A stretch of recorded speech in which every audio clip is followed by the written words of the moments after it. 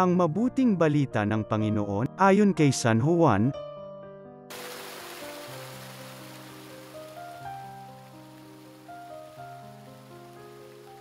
Noong panahong yun, sinabi ni Jesus sa kanyang mga alagad, "Marami pa akong sasabihin sa inyo, ngunit hindi pa ninyo kayang unawain ngayon. Pagdating ng Espiritu ng Katotohanan, tutulungan niya kayo upang maunawaan ninyo ang buong katotohanan.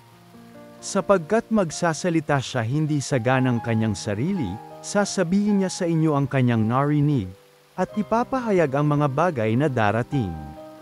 Pararangalan niya ako, sapagkat sa aking magmumula ang ipapahayag niya sa inyo.